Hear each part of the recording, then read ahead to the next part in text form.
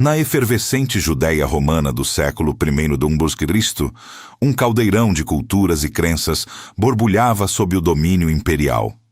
Jerusalém, o coração pulsante da fé judaica, era um testemunho vivo de um povo que, apesar da opressão, aferrava-se às suas tradições milenares.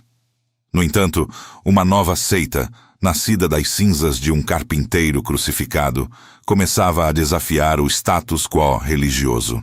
Os seguidores de Jesus, o Nazareno, proclamavam uma nova aliança, uma mensagem de salvação que ecoava nas ruas e sinagogas, gerando tensões palpáveis com o judaísmo estabelecido. A lei, interpretada com rigor e zelo pelos fariseus, era a espinha dorsal de sua identidade, e qualquer desvio era visto como uma ameaça existencial. Nesse cenário de fervor religioso e crescente polarização, surge Saulo de Tarso. Um jovem fariseu, educado aos pés de Gamaliel, cidadão romano por nascimento e um intelectual afiado. Sua convicção era inabalável. Aqueles que se autodenominavam o caminho, os cristãos, representavam uma heresia perigosa, uma afronta direta à santidade da lei e às promessas de Deus a Israel. Saulo não agia por maldade intrínseca, mas por um zelo cego e ardente, motivado pela crença sincera de que estava protegendo a pureza da fé judaica de uma corrupção iminente. Ele via-se como um defensor, um guardião da verdade, e sua determinação era férrea. A cena do apedrejamento de Estevão gravou-se na memória coletiva. Uma multidão furiosa, impulsionada por acusações de blasfêmia, arrastava Estevão para fora dos muros da cidade. As pedras voavam, impiedosas, contra o corpo do jovem mártir. No centro dessa espiral de violência, Saulo permanecia. Ele não lançava pedras, mas observava, aprovando cada golpe, guardando as vestes dos agressores.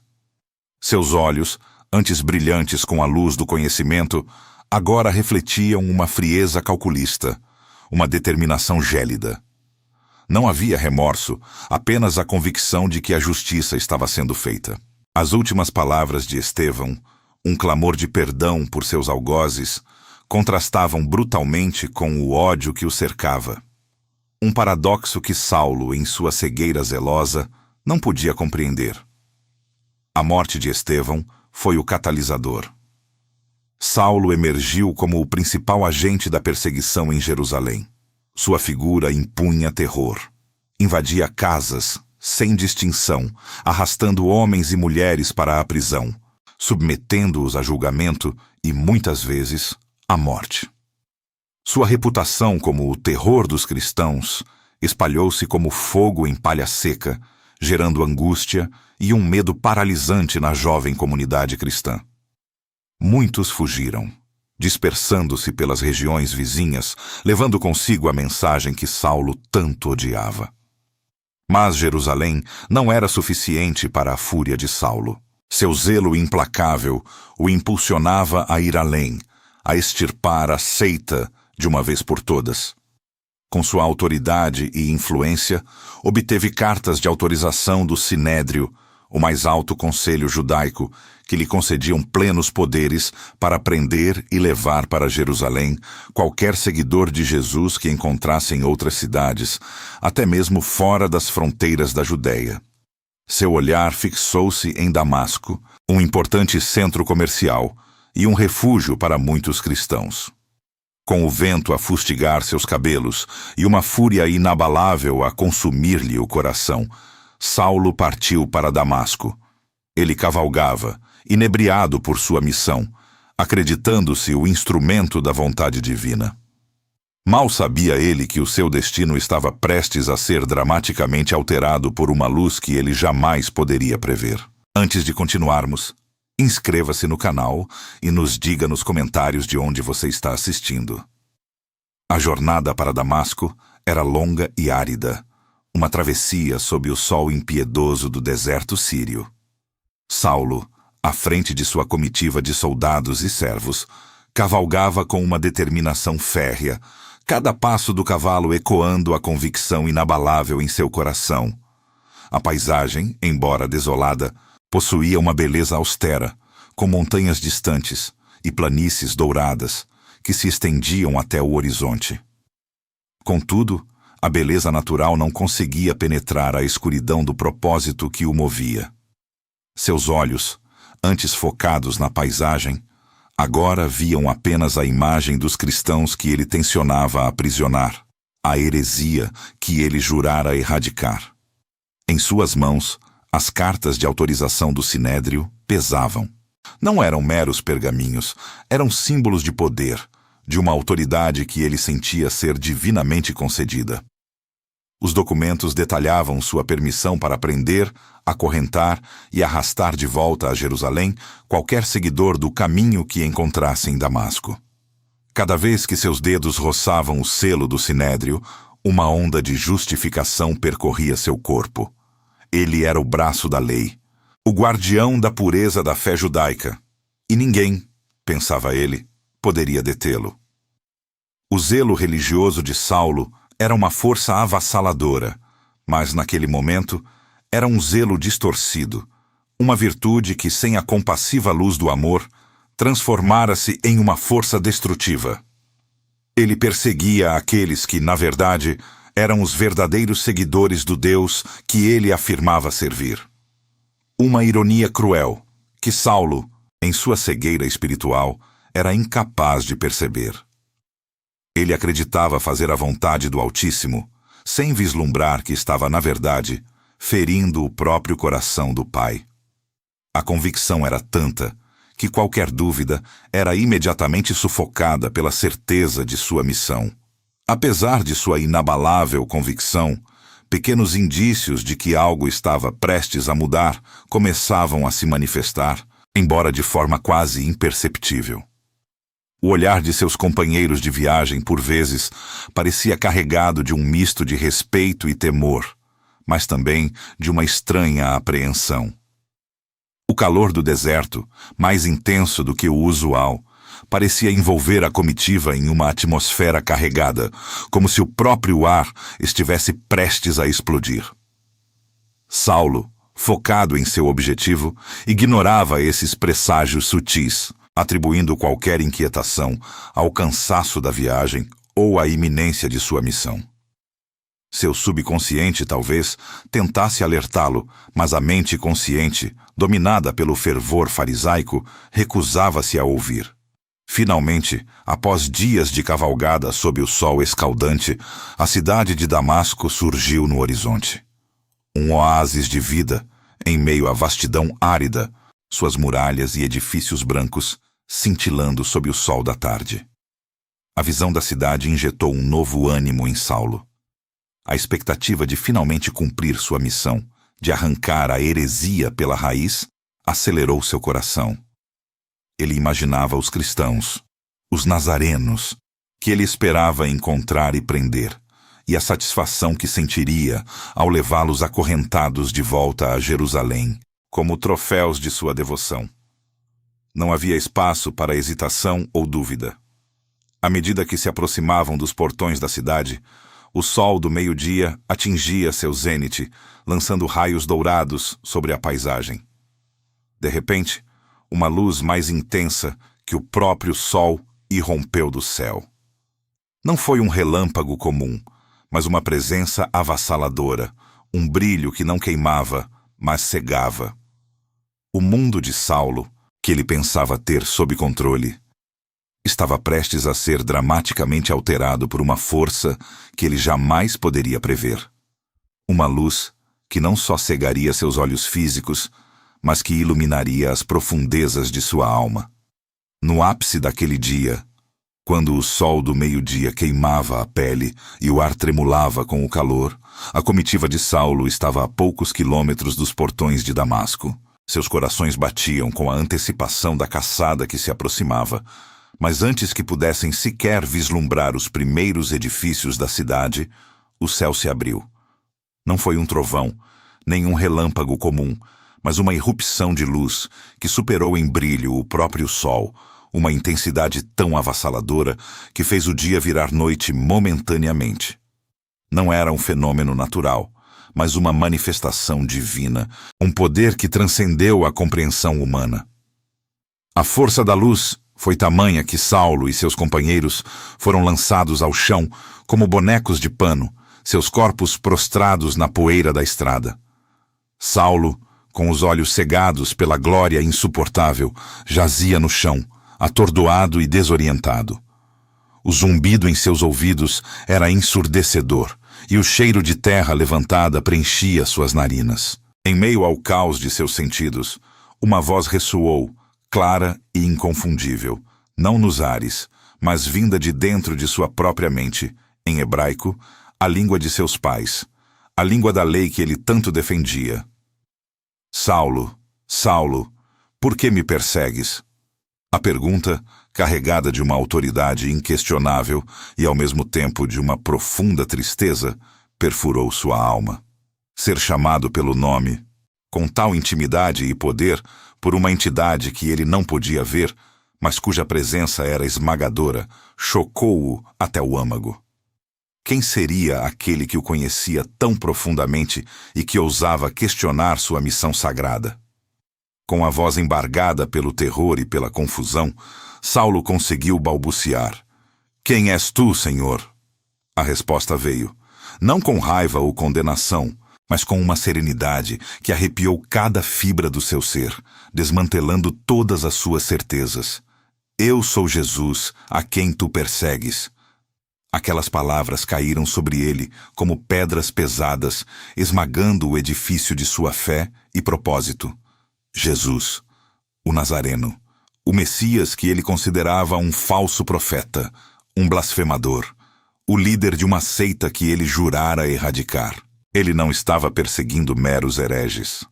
Ele estava perseguindo o próprio Messias, o que ele jurava defender. A revelação foi um golpe devastador, uma verdade que reescreveu toda a sua existência em um instante. A súbita compreensão da gravidade de seus atos foi insuportável. Todo o seu zelo, toda a sua fúria, toda a sua perseguição implacável não haviam sido para a glória de Deus, mas contra ele. Uma onda de dor e arrependimento, como jamais sentira, começou a surgir em seu peito, sufocando-o. As imagens dos cristãos que ele havia arrastado para a prisão, as famílias que ele havia destruído, o rosto de Estevão perdoando seus algozes, tudo isso voltou com uma clareza lancinante. Todas as suas certezas e convicções foram quebradas, estraçalhadas em 1000 pedaços pela luz e pela voz divina. O fariseu zeloso, o perseguidor implacável, estava desfeito, prostrado e cego, física e espiritualmente. A voz então, com uma autoridade inabalável, proferiu as instruções finais. "Levanta-te e entra na cidade, e lá te será dito o que te convém fazer." O silêncio que se seguiu à voz foi tão impactante quanto a sua manifestação. O brilho intenso diminuiu, mas a escuridão para Saulo permaneceu. Ele estava cego, seu mundo transformado em um vazio sombrio e aterrorizante. Seus companheiros, igualmente atordoados e sem palavras, ajudaram-no a se levantar. Eles haviam ouvido o som da voz, mas não haviam discernido as palavras, e a visão da luz os havia deixado em choque. Saulo, outrora o perseguidor implacável, agora era uma figura patética e vulnerável. Cego, dependente e aterrorizado, ele foi conduzido pela mão de seus próprios servos, não como o caçador que partira de Jerusalém, mas como a presa de um poder que ele mal começava a compreender. Seu destino agora era Damasco, a cidade que ele pretendia aterrorizar, mas para onde ele seria levado como um prisioneiro da própria graça. Ali, no silêncio de sua escuridão, uma nova transformação, mais profunda e radical, começaria a moldar o homem que um dia mudaria o curso da história. Saulo, outrora o perseguidor implacável, agora era uma figura patética e vulnerável. Cego, dependente e aterrorizado, ele foi conduzido pela mão de seus próprios servos, não como o caçador que partira de Jerusalém, mas como a presa de um poder que ele mal começava a compreender. Seu destino agora era Damasco, a cidade que ele pretendia aterrorizar, mas para onde ele seria levado como um prisioneiro da própria graça. Ali, no silêncio de sua escuridão, uma nova transformação, mais profunda e radical, começaria a moldar o homem que um dia mudaria o curso da história. A entrada em Damasco, outrora imaginada como um triunfo de sua missão, agora se desenrolava em humilhação silenciosa. Saulo, o fariseu zeloso e orgulhoso, era conduzido pela mão, seus olhos fixos em um vazio que não oferecia consolo nem direção. Não havia mais a altivez, o olhar penetrante de quem detinha o poder. Apenas a cegueira, a dependência total dos outros. Seus companheiros, ainda abalados pela experiência no caminho, o levaram à casa de um homem chamado Judas, na rua direita, um endereço comum em uma cidade que se tornara, para Saulo, um labirinto de sombras. A ironia era cruel. O homem que viera prender e acorrentar, agora estava acorrentado à própria escuridão, um hóspede indesejado em um lugar onde esperava ser o algoz. Os dias que se seguiram foram de uma escuridão que transcendeu a mera ausência de luz. Saulo mergulhou em um jejum forçado, sem comer nem beber, por 3 dias e 3 noites. Não era apenas uma privação física, mas uma profunda contrição da alma. Naquele silêncio forçado, na escuridão de seus olhos e de seu espírito, ele foi compelido a revisar toda a sua vida. Cada crença, cada ação, cada perseguição, tudo foi posto sob a luz daquela voz divina. As imagens dos cristãos que ele torturara, as famílias que ele desestruturara, o rosto sereno de Estevão perdoando seus algozes enquanto era apedrejado, tudo isso o assombrava. A angústia era palpável, o desespero de um homem que teve seu mundo virado de cabeça para baixo, suas certezas pulverizadas, sua fé questionada até o âmago. Ele havia perseguido o Messias. Ele era o inimigo de Deus, e a dor dessa percepção era excruciante. Enquanto Saulo se debatia em sua escuridão, em outro canto de Damasco, um homem chamado Ananias, um discípulo de Jesus, vivia sua vida pacata. Mas a paz de Ananias foi abruptamente interrompida por uma visão. Jesus, o Mestre, apareceu-lhe, instruindo-o a procurar Saulo, o perseguidor. Levanta-te e vai à rua chamada Direita, e pergunta em casa de Judas por um homem de Tarso, chamado Saulo, pois eis que ele está orando. O choque e a incredulidade tomaram conta de Ananias. Senhor, ele respondeu, com a voz embargada pelo medo e pela confusão. Ouvi de muitos a respeito desse homem. Quantos males tem feito aos teus santos em Jerusalém. E aqui tem poder dos principais sacerdotes para prender a todos os que invocam o teu nome. O conflito humano de Ananias era evidente. Como poderia ele, um seguidor de Jesus, ir ao encontro do homem mais temido por sua comunidade, o algoz que viera para prendê-los e levá-los à morte? A hesitação era natural, a autopreservação instintiva. O medo de sua própria vida se manifestava em cada palavra, em cada tremor de seu corpo. Aquele era o perseguidor que havia aterrorizado os irmãos em Jerusalém e que agora estava em Damasco com a mesma intenção. Ananias não era um homem de grandes feitos heróicos, mas um discípulo fiel, e o dilema era excruciante. No entanto, a fé de Ananias, embora testada, prevaleceu sobre o medo, impulsionado pela certeza inabalável da voz divina. Ele confiava em seu Senhor. A resposta de Jesus a Ananias foi a revelação de um plano maior, um propósito que transcendeu a compreensão humana. Vai, porque este é para mim um vaso escolhido, para levar o meu nome diante dos gentios e dos reis e dos filhos de Israel. A declaração foi um raio de luz na escuridão de Ananias. Saulo, o perseguidor, era agora um instrumento escolhido, o homem que viera destruir, seria usado para construir. Jesus também revelou que Saulo sofreria grandes coisas por causa de seu nome, uma predição que Ananias e o próprio Saulo logo viriam a testemunhar. A garantia de que Saulo, o mais improvável dos convertidos, se tornaria um arauto do Evangelho acalmou o coração de Ananias. Com o coração ainda pesado de apreensão, mas impulsionado pela fé e pela autoridade da voz que o enviara, Ananias partiu.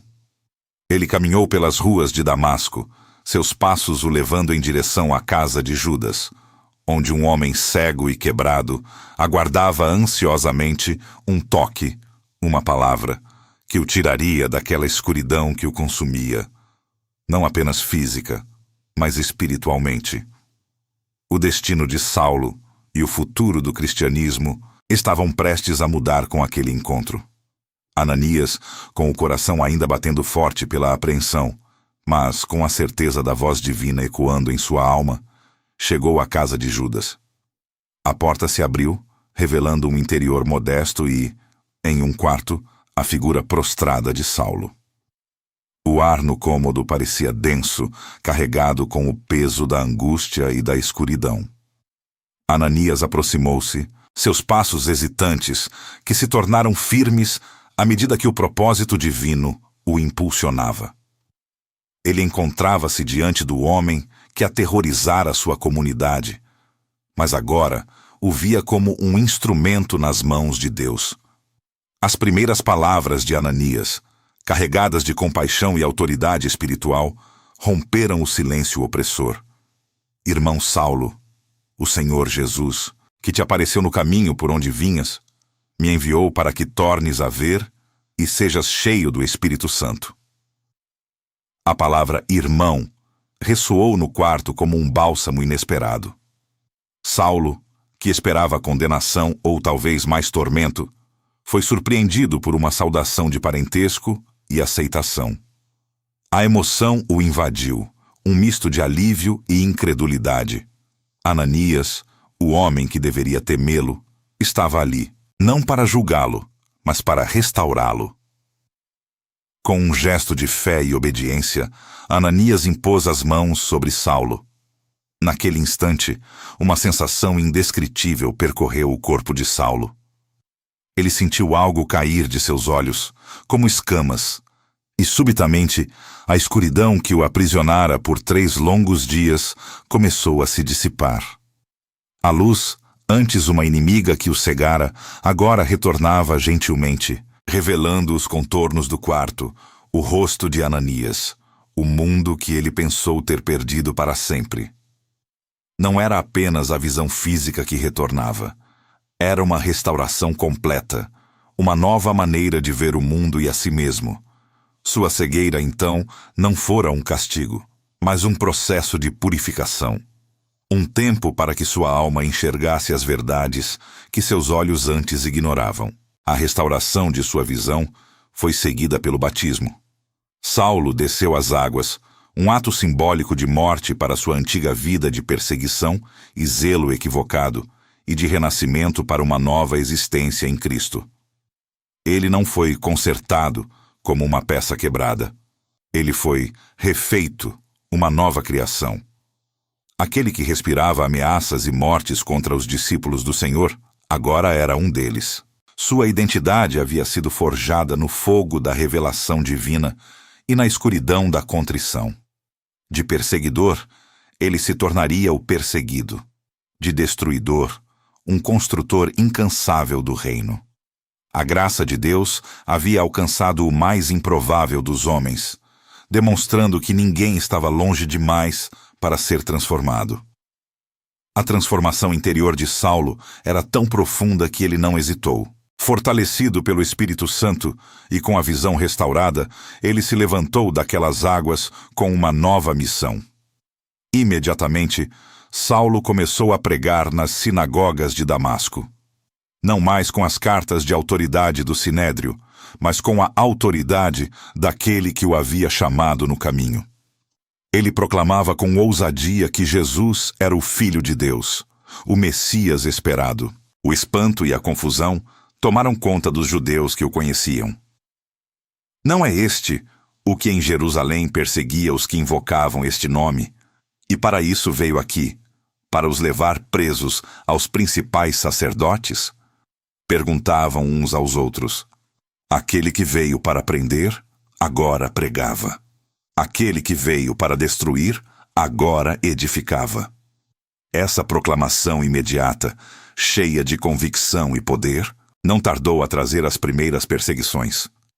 Os mesmos que antes o apoiavam em sua fúria cega, agora se voltavam contra ele, cheios de indignação e raiva. A ironia era cruel. Saulo, agora Paulo, começava a experimentar em sua própria carne o sofrimento que ele mesmo infligira a tantos. Mas ele aceitou essa nova realidade, compreendendo que era o preço de sua conversão, o selo de sua nova aliança. Ele estava pronto para sofrer pelo nome de Jesus, por aquele que o havia resgatado da escuridão. Aquele que um dia respirou ameaças e mortes contra os discípulos do Senhor, agora era um deles, e estava pronto para enfrentar o mundo, levando a mesma mensagem que um dia tentou aniquilar, provando que ninguém está longe demais para a graça. Aquele que um dia respirou ameaças e mortes contra os discípulos do Senhor, agora era um deles, e estava pronto para enfrentar o mundo, levando a mesma mensagem que um dia tentou aniquilar, provando que ninguém está longe demais para a graça. A transição de Saulo para Paulo não foi meramente uma mudança de nome. Foi a consolidação de uma nova identidade, um novo propósito forjado no cadinho da revelação divina. O nome Paulo, que significa pequeno, era um reflexo humilde da magnitude de sua transformação, um reconhecimento de sua pequenez diante da grandeza do Deus que o havia resgatado. Ele se dedicou inteiramente à sua nova missão, sem olhar para trás, cada passo um testemunho vivo da graça que o alcançara. O impacto do testemunho de Paulo ressoou por todo o mundo conhecido. Sua pregação incansável, suas epístolas repletas de sabedoria teológica e suas inúmeras viagens missionárias moldaram o cristianismo primitivo de maneiras profundas e duradouras. Ele foi o instrumento escolhido para levar o evangelho aos gentios, rompendo barreiras culturais e religiosas que pareciam intransponíveis. Fundou igrejas em diversas cidades, discipulou homens e mulheres e estabeleceu os fundamentos para a expansão global da fé em Cristo. O que antes era uma seita judaica, confinada a Jerusalém e seus arredores, tornou-se, através de Paulo, uma religião universal, acessível a todos os povos e nações. Contudo, essa jornada não foi isenta de desafios e sofrimentos. Paulo enfrentou prisões, naufrágios, apedrejamentos, chicotadas e traições. Ele conheceu a fome, a sede, o frio e a perseguição incessante. Sua vida foi um testemunho constante da frase que ele mesmo proferiu. Em tudo somos atribulados, mas não angustiados, perplexos, mas não desanimados, perseguidos, mas não desamparados, abatidos, mas não destruídos. A perseverança de Paulo em meio a adversidades extremas era alimentada por uma motivação inabalável, o amor a Cristo e uma paixão ardente pelas almas perdidas. Ele sofria voluntariamente, sabendo que cada cicatriz era uma marca de sua dedicação ao Salvador que o havia transformado. A mensagem central de Paulo era revolucionária. Ele proclamava a graça de Deus como o fundamento da salvação, a justificação pela fé em Cristo como o único caminho para a redenção e a unidade entre judeus e gentios em um só corpo, a Igreja. Para ele, as distinções que antes separavam a humanidade eram derrubadas pela cruz de Cristo. O Evangelho era o poder transformador de Deus para todo aquele que crê, capaz de reconciliar inimigos e criar uma nova humanidade. Sua teologia, expressa em suas cartas, continua a ser a base da fé cristã, inspirando gerações a viverem uma vida de fé e serviço. A história de Saulo Paulo permanece como um exemplo máximo de superação e redenção. Ela ilustra vividamente a ideia de que o passado, por mais sombrio que seja, não define o futuro quando há um encontro genuíno com a graça divina.